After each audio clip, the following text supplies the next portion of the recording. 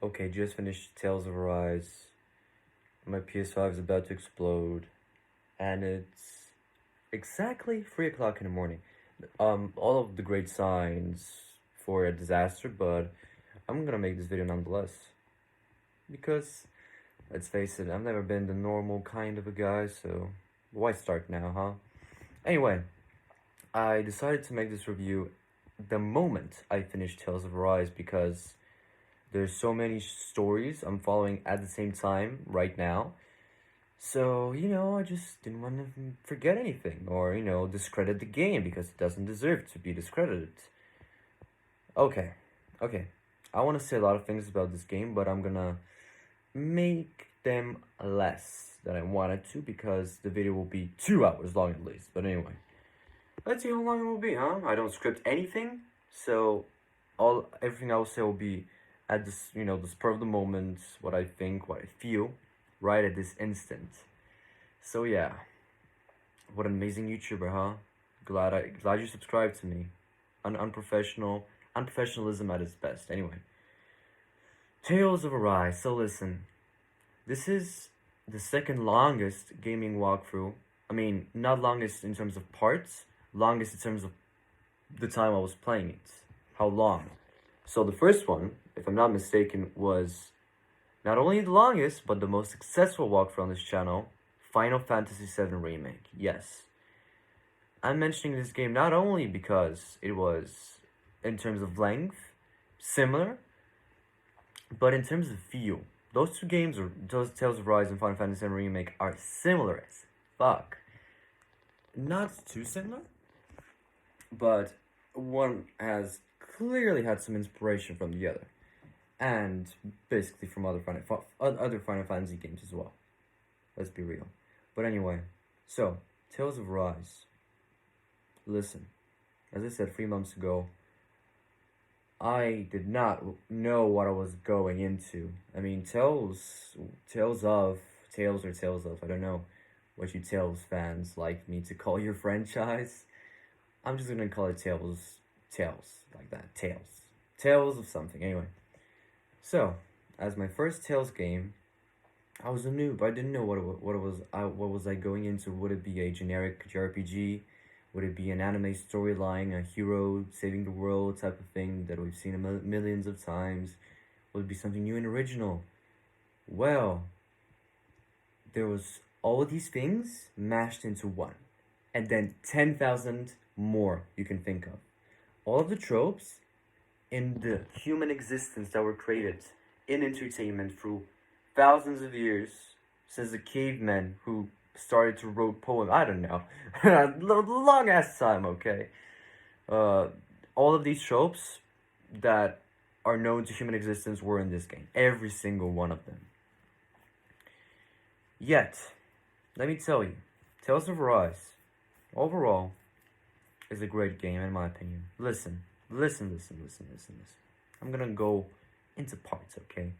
So, I'm gonna critique the story, the gameplay, the open world aspects of it, the semi-open world aspects of it, the freedom, the graphics, how it runs, everything about the game basically. So, I will start by saying the visuals in this game are absolutely one of the best I've ever seen in any game. These are not realistic graphics. It's an anime like game. It's an anime like experience throughout. But it was so well done. The visuals were so beautifully presented. It was artful. It never intended to look gritty and realistic like The Last of Us 2. No fucking way. Or Final Fantasy VII Remake. It was a JRPG made for JRPG fans who die for this kinds of stuff, like me. Before Tales of Rise, I haven't played a JRPG since Final Fantasy VII Remake, and yeah, since then I was craving for some. I tried some, I didn't like them, and I said, okay, I'm gonna give this game a chance. So yeah, that's what I did. So yeah, in terms of how it looks, the whole artful design of this game is second to none. It was absolutely beautiful. The word I can use for this art is beautiful. It's fitting, okay? because it was beautiful. Anyway, so the open world aspect of it is really essentially an open world game. At the beginning, I was shocked. I was like, okay, I'm like 5 or 6 hours in. How the fuck is this an open world game? How does this work? And when I got deep, like balls deep into the game, and I encountered new areas, new maps, new, oh my god, now I see. Damn, it was right in front of me. I just needed to play more to realize it. Anyway, huh? The world, the fantasy aspect of it is really well done. Every single location is different from the rest. Every single new area you go to will not be similar to the one you've already been to. That's the distinct feeling of literally going to different places, and this game captures that beautifully. The sense of adventure, of discovery, is beautiful. It's like it shows you where to go, but it really doesn't. I don't know how this makes sense, but it's like showing you that some place there is undiscovered with no particular, reasoning behind it, or showing you what to do exactly. Just it's there, just go figure it out by yourself. It has freedom, okay, to it. So the open world aspect is very well done. New areas, beautiful, might I add. Fucking gorgeous fucking shit. So the next thing we're going to talk about is the combat. The combat in this game is in God tier, SSS plus plus plus, one of the best combat systems I've ever had the privilege of playing. It was fucking incredible.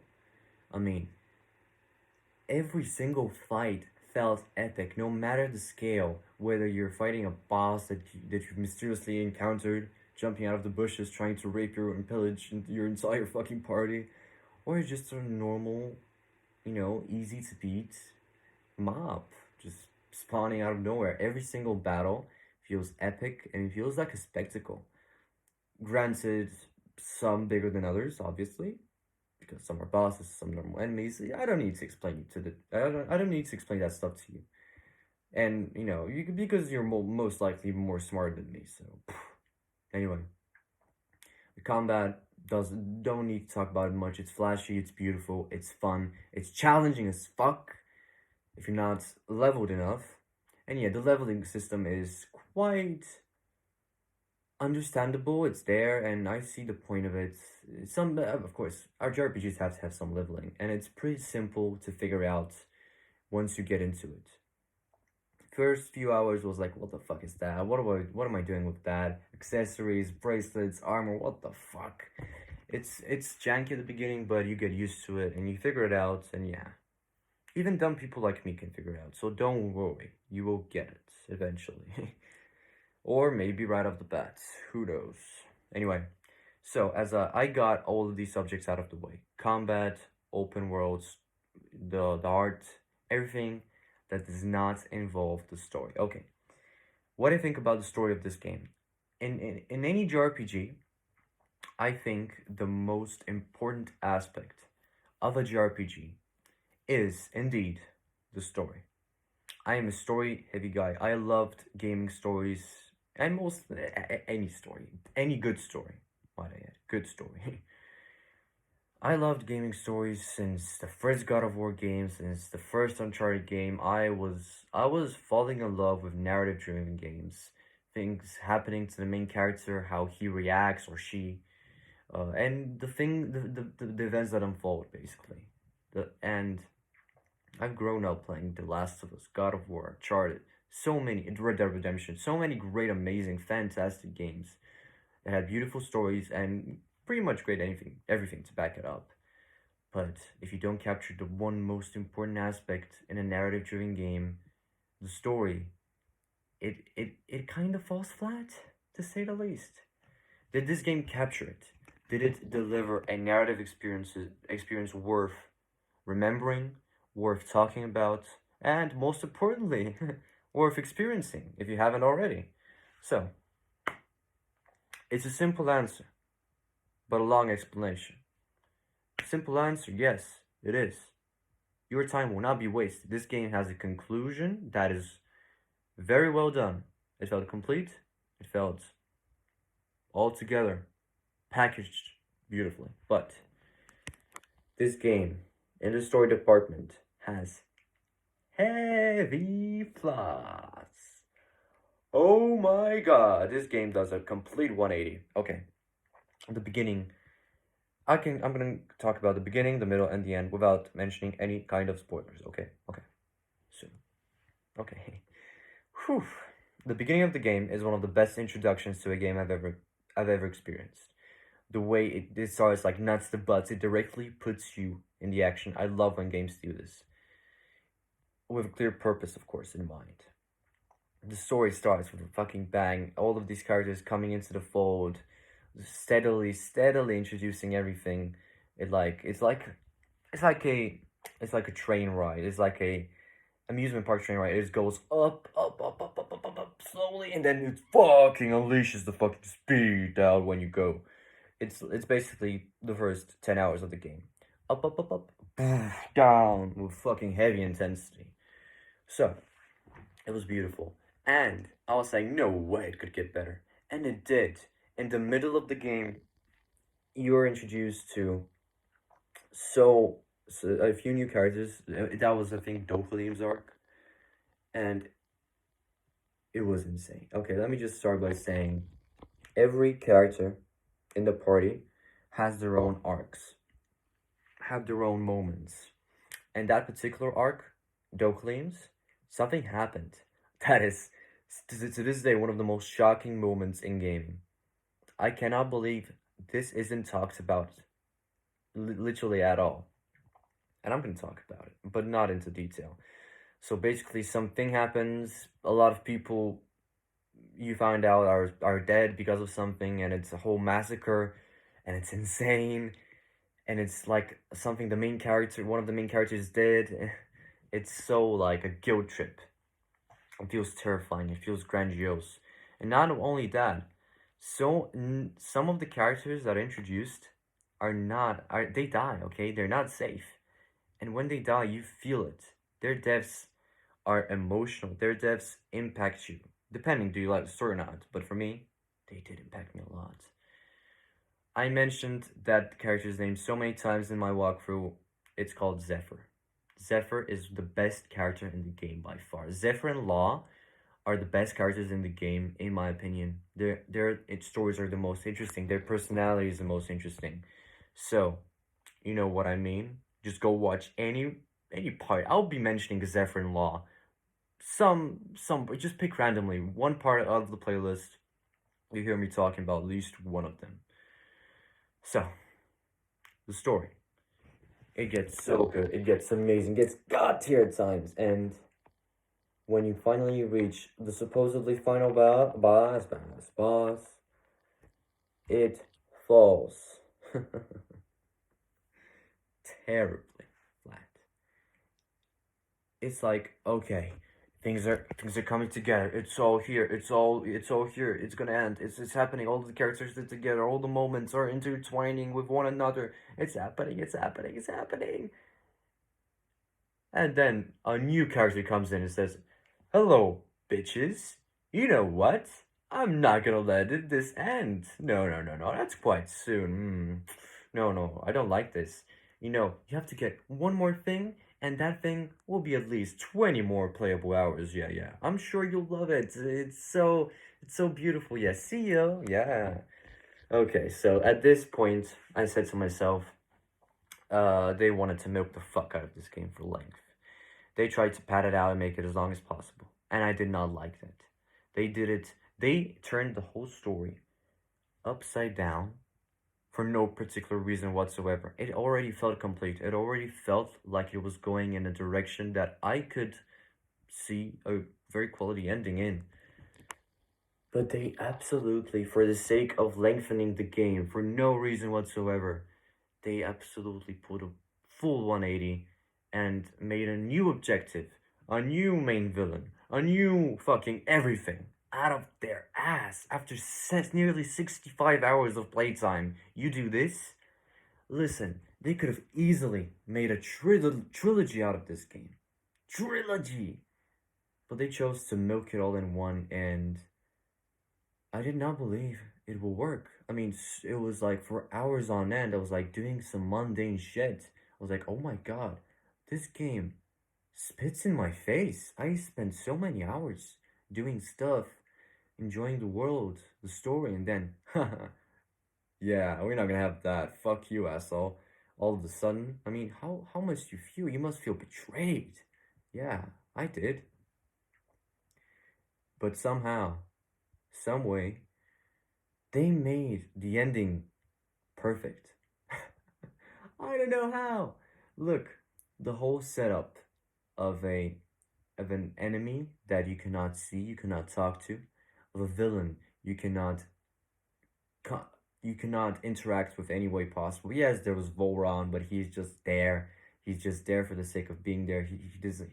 He's just an evil bastard throughout, no development, and he is kind of the main villain, but really just an annoying fucking asshole that just gets in the way and nothing more. Nothing more to talk about him. He's an underwhelming villain, but anyway. Yeah, the ending somehow they made so many nonsensical plot threads, so many useless, unnecessary, mundane stories. They connected every single one of them and made them come to a satisfying conclusion. Somehow, they made so many horribly told stories complete and fulfilling. I don't know how they did it. They did it. Okay, they fucking did it. The ending could have gone in two ways. It could have been a tragic Final Fantasy X like ending, which I would still respect. It would still be great. But it went in a positive, happy conclusion that I really appreciated because there's one thing ending a game, you know, with a sad ending, and there's another subject of is it deserved? Does the events happening in this game lead up to this or not? In Final Fantasy X, from the beginning, you are like, okay, this does not feel generic. This feels like a sad story, and a lot of sacrifices are coming. And yes, they do come, especially in the end. But in Tales of Rise, there's a sense of hope. There's a sense that we can do something about it. There's a sense of we can triumph over every single fucking thing the game throws at us. I mean, the party, the main heroes. Honestly, beautiful stuff, and it is a deserved happy ending. It would have still been good if there was if they went with the sad ending, but it wouldn't feel deserved in the case for this particular game. So the ending is satisfying, and they managed to make a mess out of the last act somewhat conclusive and satisfying somehow, some way. Anyway, the story overall, I would give it an 8 out of 10. The combat, 10 out of 10. The story, the world, the feelings, 10 out of 10. The art, 10 out of 10. And the character development, while we were talking about the story, every single character goes through development except Alphen. Alphen, my boy Alphen, I spent so many hours with him, but I will not be biased. He is indeed one of the most, if not the most, generic anime hero ever. He is the hero because he believes in good. Why does he believe in good? Because that's who he is. This is literally why Alphen does it. He believes in good because good is good, and good will always be good, and good will triumph over evil with the power of friendship. Yeah, he is that kind of a main character. Granted, every single one of the characters around him that are main are awesome, like a million times better than him in every single way possible. There's Shion, his love interest. There's fucking Kisara. There's fucking Dokley. There's Law, voiced by Bryce Papenbrook, who is also the voice actor for Eren Yeager from Attack on Titan. Granted, I do think Alphen is a poorly written character, but I do think his voice actor, the legendary, the absolutely beautiful hunk of a man, Ray Chase, he did an amazing performance. He made this generically written character somewhat like emotionally fucking invested in the story. He made a poorly written character not bad at all. Because of the performance of Ray Chase, I could shrug off Alphen as an okay, serviceable protagonist. If it was anybody else, I was like, I'll put him into bad category for as far as we go for main protagonists. I do like the closest he goes to development in this game is the relationship between him and Xion. That is collective, not individual. The collective relationship between Xion and him is beautiful. They start off hitting each other like, "Oh my god, you smell, you're so fucking ugly, fuck off," and then, "Oh my god, you're the prince on a white horse. Every single look at you makes me wet," or something like that. Xion, like, she goes through development as well as the other characters. Beautiful stories, each and every one of them, far from Alphen. But yeah, their relationship was very, very interesting to see how it unfolds, how it develops, and how it beautifully and romantically concludes. It felt earned, it felt deserved, it felt impactful. Yeah. Collective development, yes. Individual, nope. That is what Alphen is. But Ray Chase, awesome performance. I'm still gonna say it. I played this game in English dub. You can suck my dick, weeb lovers who only listen to Japan. Japanese sub is the superb and ruler of all dubs. You can suck my fucking cock.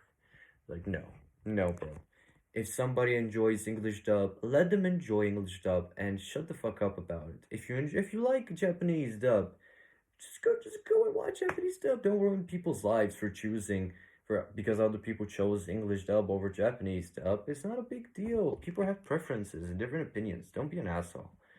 But you'll probably be nonetheless, so whatever. Anyway, story 8 out of 10, gameplay 10 out of 10, world, feel of the fantasy adventure 10 out of 10. I will mention though one very, very shitty thing about it of the game as well is the side quest and the side activities. The only side activity I can think of is the fishing mini game, which is okay when it comes to fishing mini games. I mean, how far can you develop that? And the side quests. The side quests were terrible. They were non-existent. They were literally go beat this enemy and come back, and do this thing for me. Can you literally like pour water over these plants? Can you feed my dog? Can you take my dog for a walk? Can you buy me a cat? Can you give me some food? Can you give me some clothes? Some generic as side quests. Every single one of them. There was one or two good ones, like with actual storylines, but nothing special. Nothing to write home about. Side quests were very bad, but they don't bog down the game too much for me to change my opinion on the final score. This game, I was wondering, should I give it an 8 or a 9? But after 100 hours, exactly 100 hours I spent in this game, my money was well spent on it. I felt complete. The game felt complete. Everything I needed to see, I saw it. And I would say it's a 9. It is a 9 out of 10.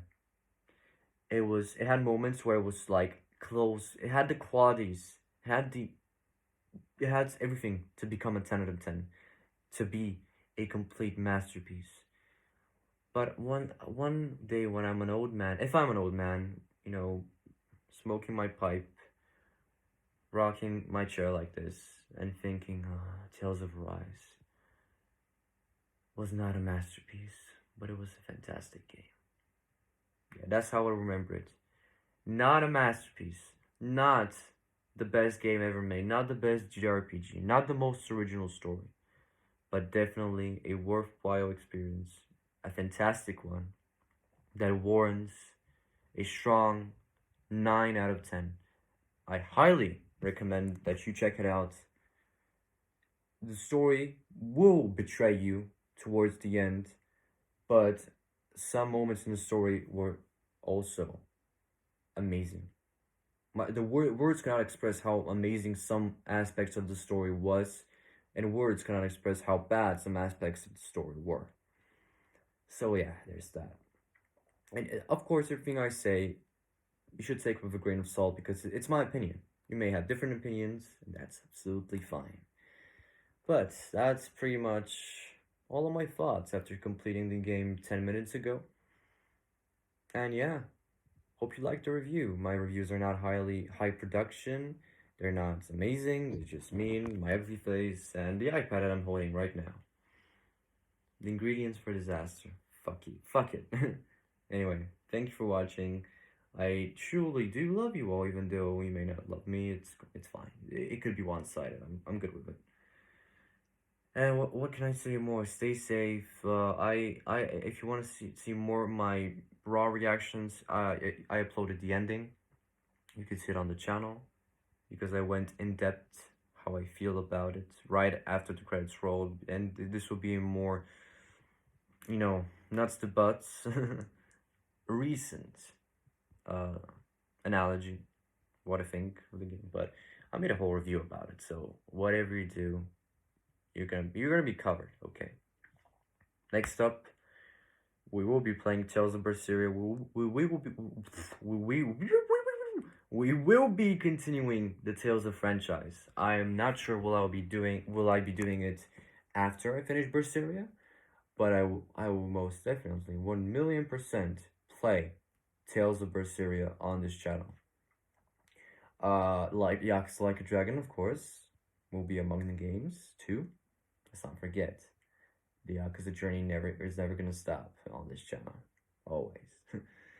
And yeah, that's pretty much it. If I'm alive and I'm well enough, I will make content for you guys. And hopefully some of you appreciate it for who I am, for what it is. And yeah, if you do, well, my life will be slightly less annoying. Thank you for watching once again. And I'll see you on the next one. Peace.